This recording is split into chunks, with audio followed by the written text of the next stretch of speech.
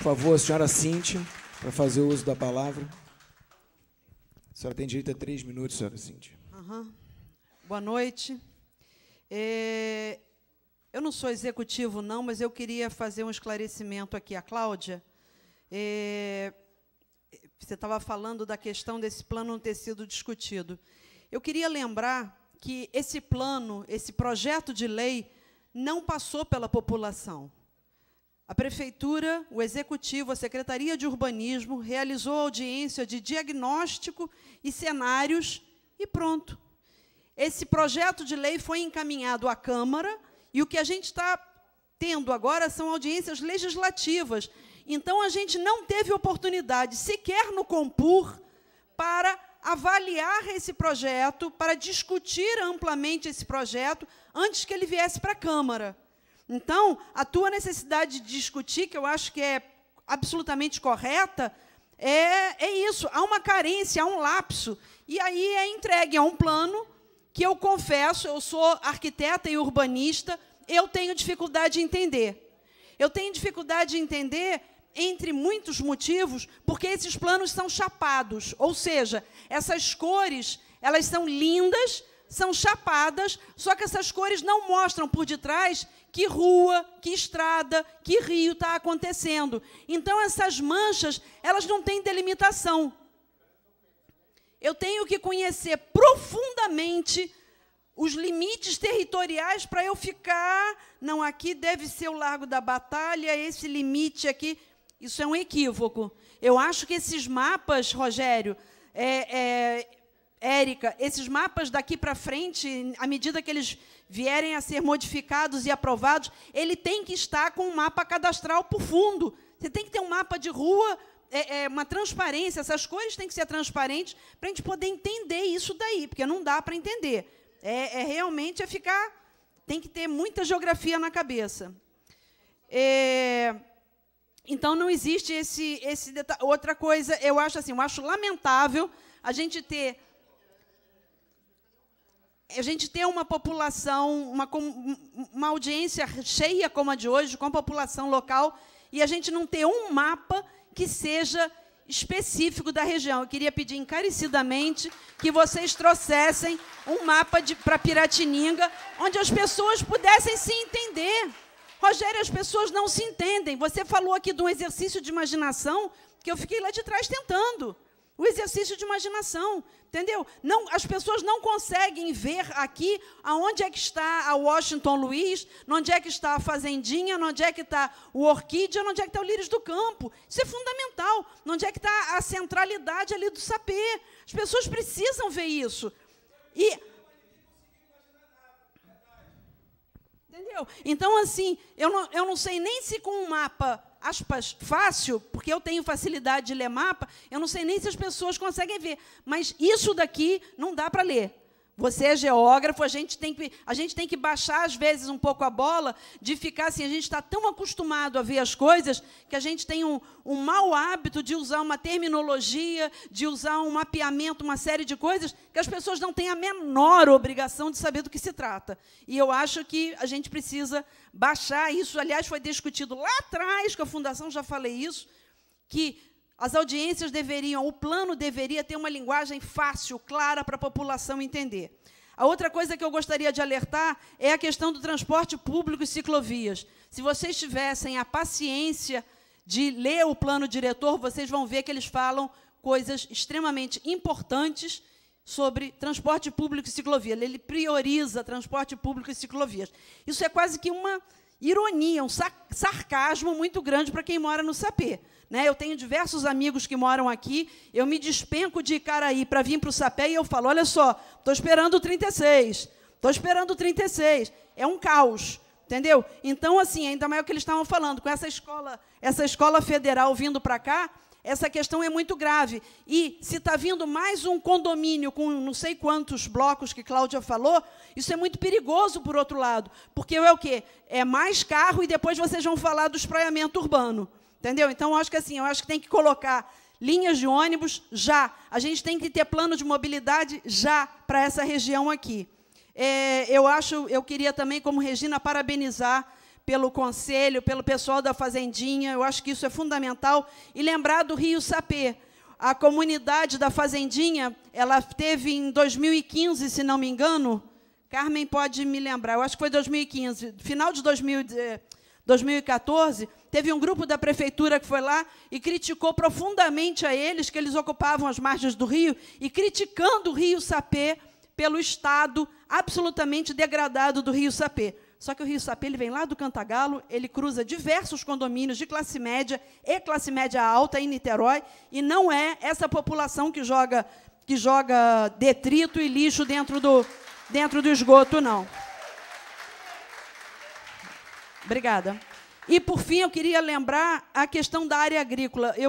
Eu não me lembro exatamente qual é a definição de área agrícola, mas o único mapeamento de área especial, de área agrícola que eu... é lá em Várzea das Moças. Pendotiba já perdeu uma grande área de horta, que era ali do lado do Campo do Cruzeiro, onde tem aquele condomínio, aqueles prédios ali no começo da Caetano Monteiro, aquilo tudo era uma horta maravilhosa, eu tive o prazer de conhecer, e nessa região ainda tem, quer dizer, ainda tinha até um ano atrás, eu não sei se ainda tem, mas seguindo aqui na estrada da Fazendinha, na hora que você vira lá atrás e entra nessa, não sei o que é Portugal, isso, indo para Santa Bárbara, você entrando Fazendinha, lá embaixo você pega uma outra rua, que é não sei o que é Portugal, Murilo, Portugal, e lá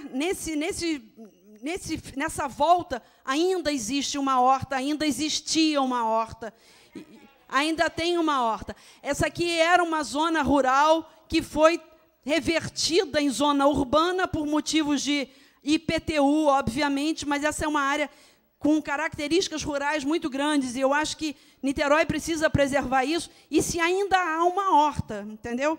Eu acho que a gente tem que olhar com cuidado para isso. Muito obrigada. Obrigada, senhora Oi? Cíntia. Do lado do fórum, tinha ali em frente a isso. Exato. Obrigado, senhora Cíntia. Por favor, a senhora Jaqueline Marins, fazer uso da palavra.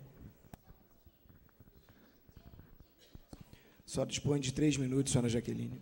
Boa noite a todos. Boa noite, companheiros do SECREP. Nós temos gasto nossas noites há algum tempo constituindo o Conselho Comunitário, que já foi falado aqui. Hoje eu gostaria que a minha maior credencial para falar aqui, apesar de ser especialista em administração pública, fosse ser uma moradora da cidade de Niterói há 52 anos, que mora no Sapê há 1 ano. E eu gostaria de saber dos senhores que estão elaborando a revisão do plano diretor, se os senhores algum dia já viram no quintal da casa dos senhores um ouriço cacheiro. O senhor sabe o que é um ouriço cacheiro?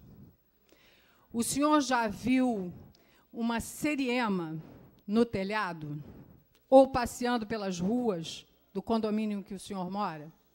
Nós temos essa riqueza aqui. Nós temos pássaros azuis, lindos, que a gente encontra dentro da Mata Atlântica, que constitui a Floresta da Tijuca ou o Parque Nacional do Itatiaia. Essa é a riqueza ambiental que existe no município de Niterói, especificamente no bairro do Sapê, o bairro das Águas.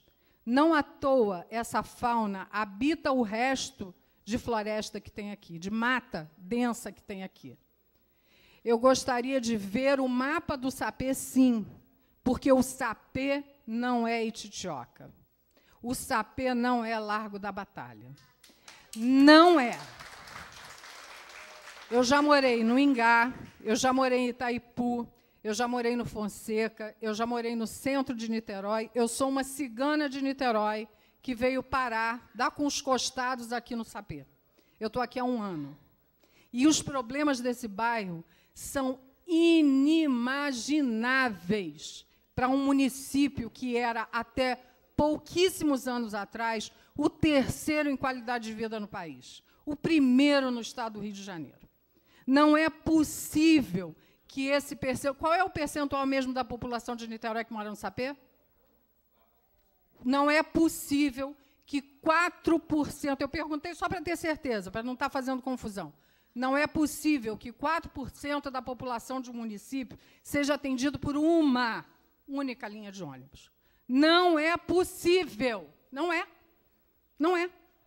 A empresa não dá conta, a linha não tem como dar conta.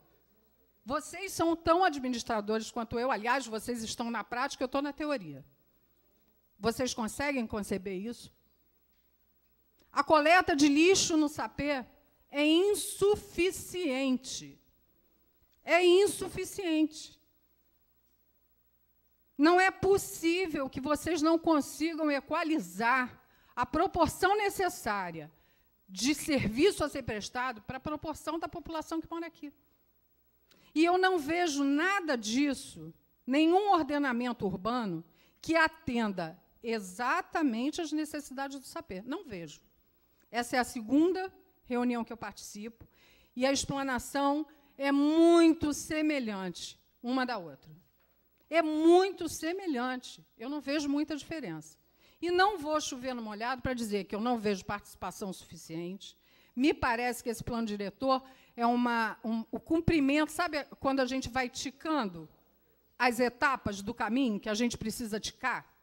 Para mim, é isso que está acontecendo. Vocês estão cumprindo uma etapa que é necessária, que é vir aqui reunir meia dúzia de bobos que ainda acham que vir aqui falar vai resolver alguma coisa, dentre os quais eu me incluo, e que não tem resultado nenhum prático. Eu gostaria de ver o resultado prático. Engrosso o coro de quem diz que quer mais reunião. Mas, mais do que isso, eu quero ver o Sapé. Porque eu não vi o Sapé na primeira reunião e eu continuo não vendo o Sapé nessa reunião. Vocês me desculpem, eu agradeço o esforço de vocês, mas eu, como cidadã, pagante de um IPTU altíssimo para um bairro que não tem nada, que tem muito mais problema do que serviço, eu esperava mais de vocês. Muito obrigado, senhora Jaqueline. Por favor, o senhor Ronald de Azevedo, para fazer o uso da palavra. Senhor Ronald, o senhor dispõe de 3 minutos, por favor. Boa noite. Ok, boa noite à mesa, boa noite a todos.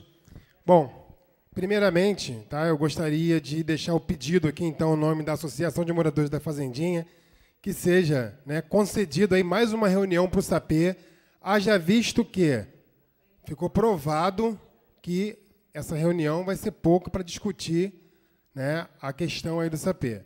Eu tenho, inclusive, uma lista de questões aqui a ser colocada que não vai dar tempo de falar nos 3 minutos, mas vamos lá. Né? Primeiramente, eu gostaria de também falar sobre a questão, né, da vinda da escola técnica aqui para fazer para o Sapé. Tá? Porque, além da vinda da escola técnica, nós temos já inicialmente um condomínio a ser construído do lado, como foi colocado pela Cláudia, e um espaço já reservado para o pessoal do MTST. Isso. Tá? Então, se a gente for fazer uma análise, né, na questão, por exemplo, do trânsito aqui da região, onde a gente faz uma visão vindo, né, daquele canteiro, né, próximo da CRIM para cá, né, a gente tem a pista de um rolamento, né, de cada lado. Tá? E aí, imagina esse fluxo aumentado, se hoje já está tendo problema, né, o trânsito aqui, se o ônibus para, você tem que parar atrás. E aí você imagina futuramente, né, o impacto que isso vai ter com a vinda da escola, com esses condomínios sendo construídos, né, com essas moradias sendo construídas no local. Então, eu acho que discutir o plano diretor sem a prefeitura apresentar para o Sapé esse estudo, né, já é uma situação delicada. Na semana passada, na audiência passada do dia 4, tá, o secretário Barandier falou que regulação fundiária a gente tinha que discutir com a Secretaria de Regularização, não no plano diretor. Né? A questão de regulação fundiária. Mas, se não incluir isso no plano diretor, é delicado. Tá? Então,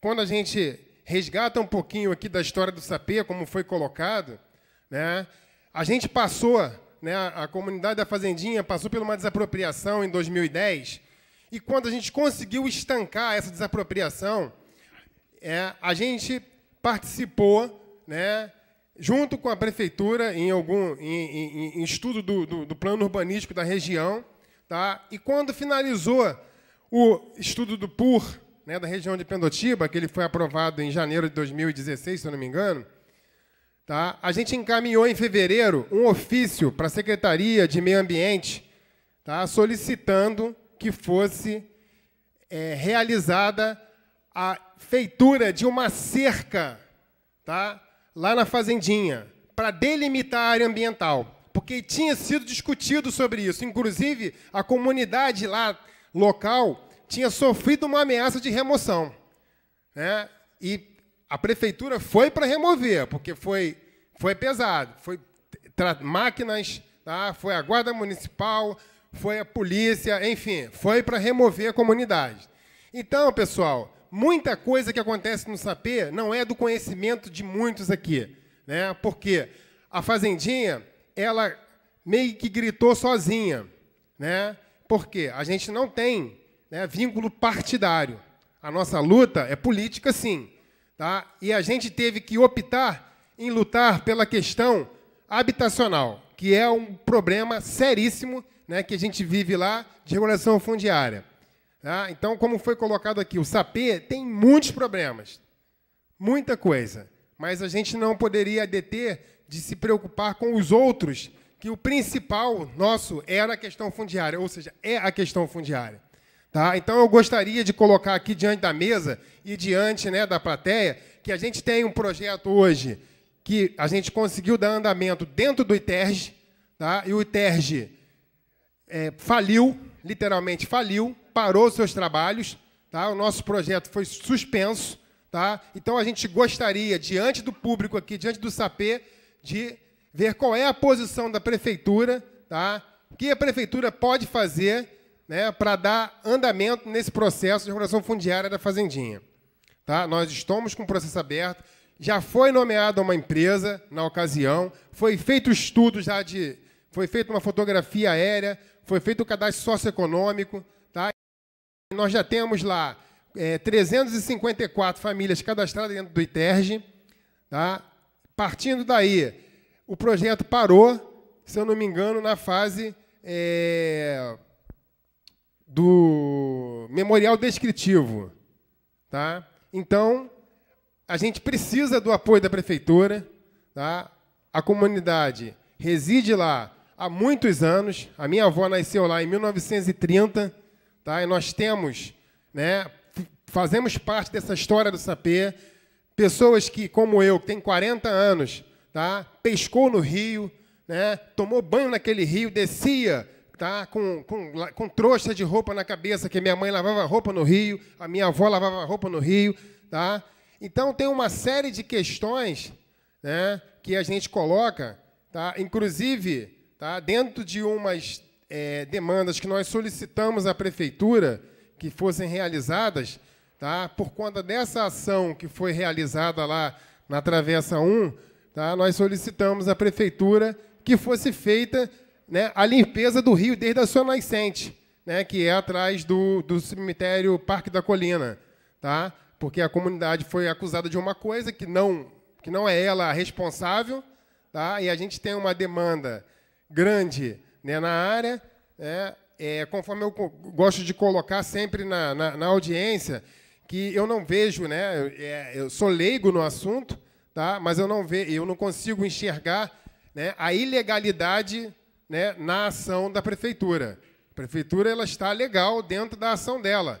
Tá? Ela, por mim, ela entraria lá na Fazendinha e faria o estudo que tivesse que ser feito. Mas a gente gostaria de ter igualdade. Né? Porque uma comunidade como a nossa, tá, ser taxada, né, por estar em área ambiental, e a gente vê em Pendotiba todos os condomínios sendo construídos em área ambiental, isso, para mim, é desigualdade. Né? Eu queria... Tá? Então, assim, nós não temos muito conhecimento técnico, mas temos vontade. Tá?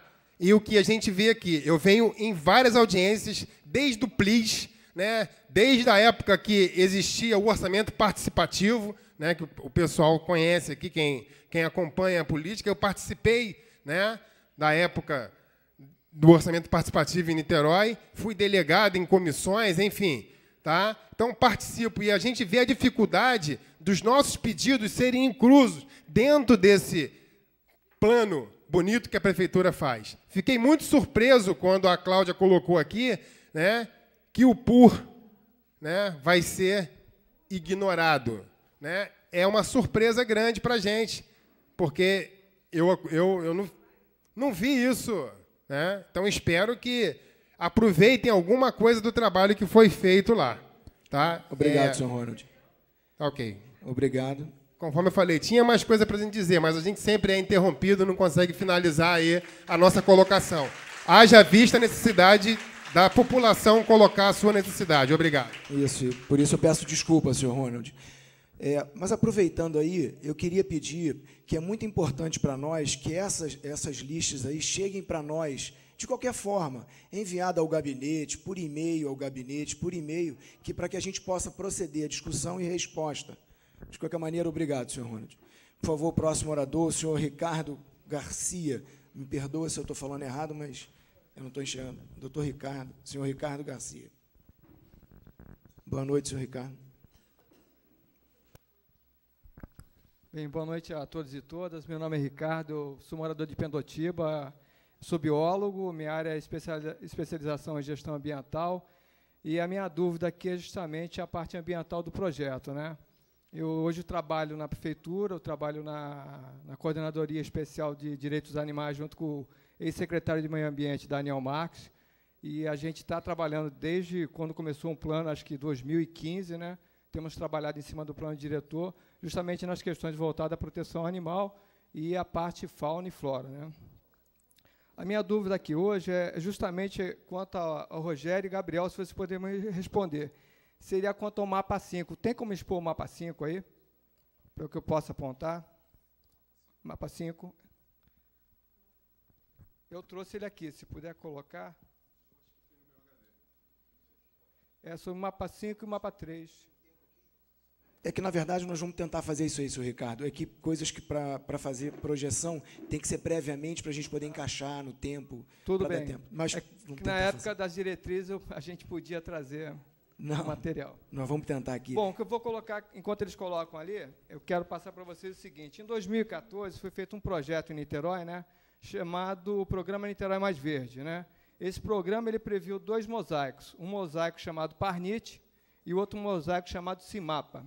O Cimapa ele pega a parte da região norte, justamente que é ligado aqui à região do Sapê. A minha dúvida é justamente em cima desses fragmentos florestais.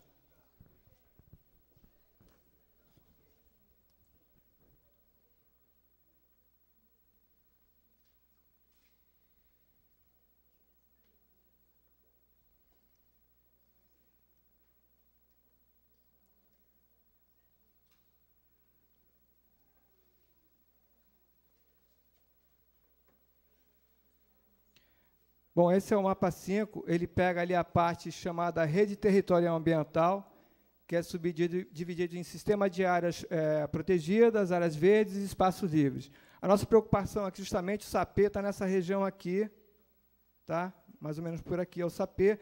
O Cimapa que eu falei são esses fragmentos que estão aqui.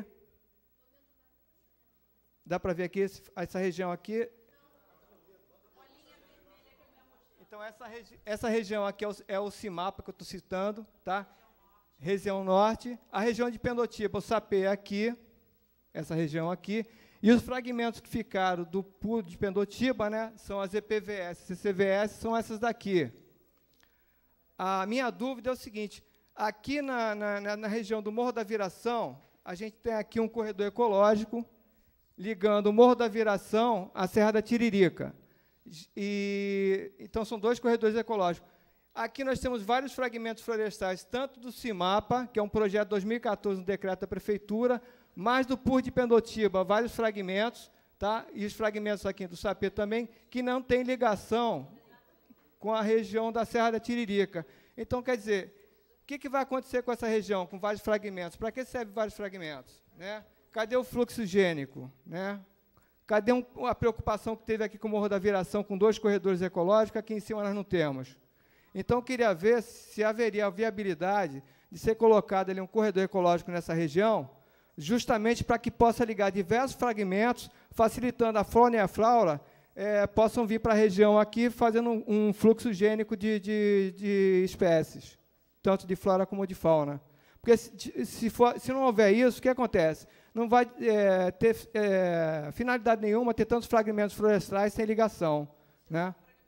Ficariam só fragmentos e a tendência é diminuir, porque os estudos mostram o seguinte, quanto mais ligação tiver, fluxo higiênico tiver, a recuperação é muito mais rápida. Né? O Ney está aqui, o Jorge também está aqui, sabe disso aí melhor do que eu que trabalho nisso. Né? Então, a minha colocação seria justamente essa. Muito obrigado pela atenção. Obrigado, senhor Ricardo. Por favor, com a palavra o senhor Lucas Alencar.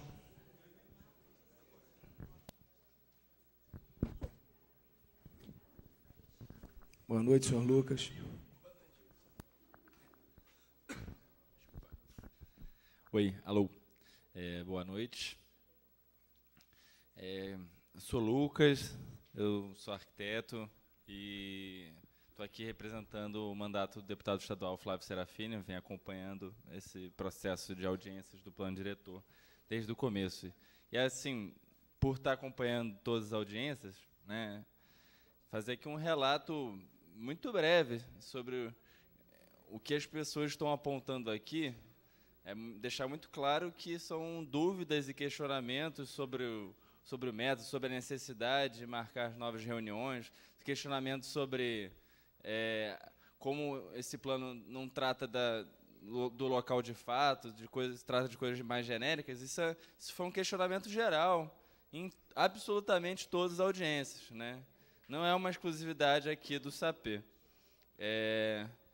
Então, isto posto, assim, se é uma demanda de todas as audiências para que se marque outras audiências, né, por favor, né, que marque. Né? Tem um calendário aí marcado para acabar essas audiências no dia 2 de outubro, a última audiência na Câmara. Que marquem mais audiências para ter o contato com a população e também com os vereadores. Né? São 21 vereadores, cadê eles aqui? Então, quem vai votar são os vereadores. Né? Então, cadê? Eles não estão ouvindo nada, não estão ouvindo as demandas da população. Então, né, para que os vereadores também escutem as demandas da população, já que o Executivo já passou a bola para a Câmara. Então, isso é uma primeira questão.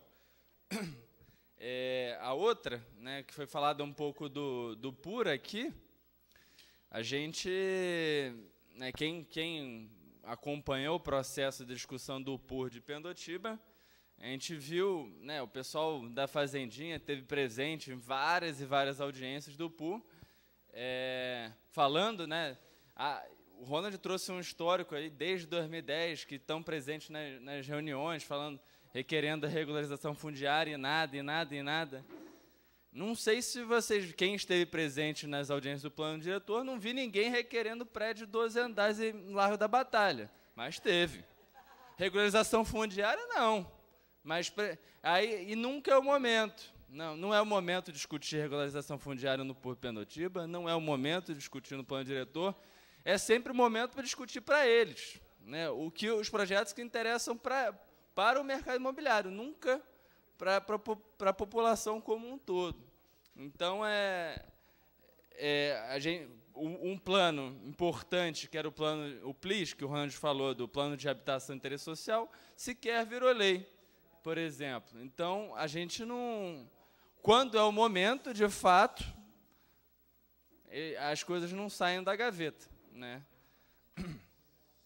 Outra, para terminar, queria falar de coisas muito pontuais. Assim, a Jovita, né, pelo MTST, falou aqui da ocupação aqui do terreno que foi negociado com a prefeitura após a ocupação ali do terreno lá da Batalha.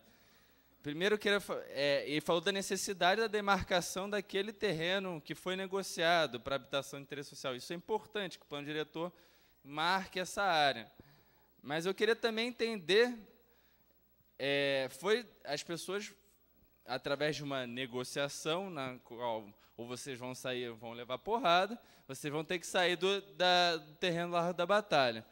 Qual é o plano da prefeitura para o terreno da Largo da Batalha? Se há plano, que demarque também. Se é uma área de interesse público, vamos demarcar aquela área como de interesse público, porque vai deixar ali especulando para ir marcar e surgir um prédio de 12 andares, é isso? Então, se removeu, né, se negociou, né, para aquelas pessoas saírem dali, que aquele terreno seja usado para ter interesse público, que se demarque no plano diretor. Seguindo sobre a linha das zonas de especial interesse social, uma coisa que me preocupa, né, nessa proposta do plano diretor, que dá, assim como diversas outras questões, só dá a prerrogativa para o próprio Poder Executivo, a Prefeitura, propor essas zonas, né? Falo aqui principalmente para os vereadores. Os vereadores, a partir desse plano diretor, não sei se é atual, como é que é, não vão poder propor novas zonas de especial interesse social. Ou seja, vai ficar sempre pelo filtro da Secretaria Municipal de Urbanismo propor novas zonas de especial interesse social. Eu digo porque o Legislativo pode ser um pouco mais permeável do que só o Executivo, né? Então, que as pessoas possam propor também para os vereadores a demarcação de novas zonas. Não fique só a cargo do Executivo a criação isso as futuras, né, que vierem a existir, né? Tanto as ocupações existentes, como os vazios urbanos para provisão habitacional. Acho que não pode ficar só a cargo do Executivo. E outra questão mais pontual ainda sobre os critérios. Isso é uma dúvida.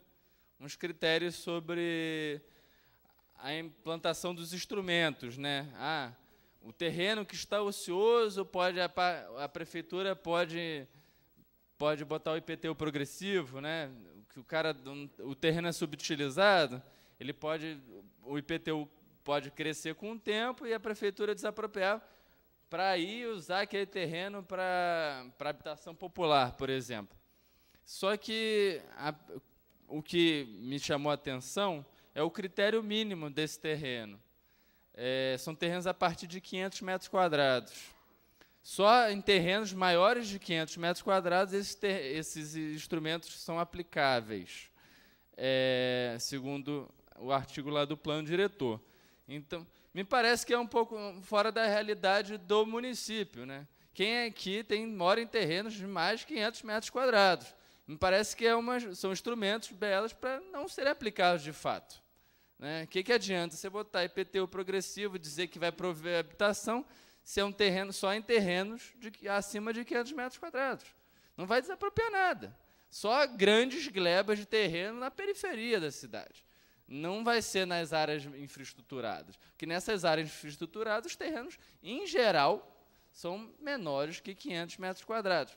É uma coisa muito minuciosa, mas é importante ser colocado, porque aí a gente fala de coisas genéricas, bonitas, mas se não, nessas pegadinhas, as coisas genéricas e bonitas não vão ser aplicadas na prática. Por último, um questionamento que eu fiz na última audiência, só que não foi até o final, sobre a arrecadação da outorga onerosa após o plano urbanístico. Foi falado que não se arrecadou nada, de Pendotiba. Não se arrecadou nada em outorga onerosa ainda. Por acaso já foi licenciado alguma coisa? Quando que os empreendedores pagam essa outorga onerosa? É só no momento do licenciamento ou no habite? Quantos empreendimentos se beneficiaram da lei do PUR Pendotiba? Isso que eu queria saber. Porque foi falado aí de alguns condomínios, eu queria saber se eles já estão seguindo a lei do PUR, se tem algum que já está seguindo a lei do PUR. Obrigado, senhor Lucas. Por favor, para fazer uso da palavra, o senhor Edson. Oi? Ah, ok. Lembro. Seu nome, por favor? Obrigado, Edinho. Eu sou Luiz Eduardo, arquiteto do NEPUF. Boa noite. Eu vou falar como uma pessoa que acompanhou quase todas essas audiências e tem algumas percepções sobre o que aconteceu. Eu acho que ficou patente a necessidade da população de trazer questões concretas de onde elas moram para vocês ouvirem. E o que acontece, o Barão de Jair não está aqui, mas o que acontece é que a gente vai ouvir que o plano diretor é generalista mesmo, esse não é o espaço para discutir questões concretas e tal. Né, que é o que o Barão de Jair chama de questões pontuais, eu chamo de questões concretas da população. E aí, assim, como urbanista, eu acho, sim, eu entendo o que seria o alcance, o que seriam os limites do plano diretor, e eu entendo que ele é, sim, muito generalista. E falha, por exemplo, em delimitar prazos para os planos setoriais, falha em definir ZEIs cheias e vazias.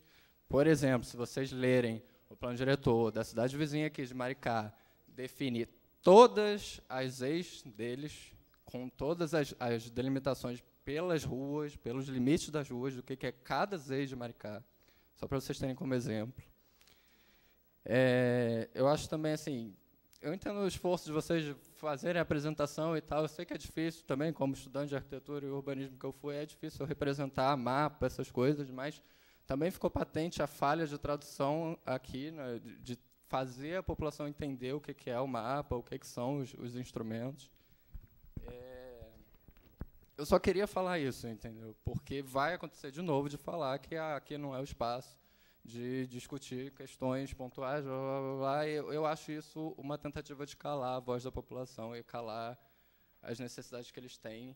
Então, se esses não são os espaços, eu faço uma pergunta objetiva. Qual é o espaço que a população tem para uma participação democrática objetiva na cidade?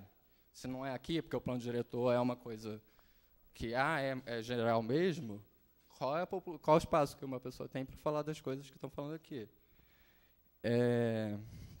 E uma outra ideia, assim, também objetiva, que a gente está se aproximando da última audiência, eu acho que eu já sei a resposta, que, na verdade, isso vai ficar para supostos vereadores fazerem emendas a esse projeto de lei e tal. Mas seria bom ter uma síntese de tudo que vocês ouviram em todas as audiências. E ser mostrado, sabe? Não ficar no caderninho de vocês. Tipo, o que vocês ouviram de todo mundo, sabe? É só essa minha reclamação de todo mundo fazer as mesmas perguntas e ouvir as mesmas respostas todas as audiências. Obrigado, senhor Luiz Eduardo.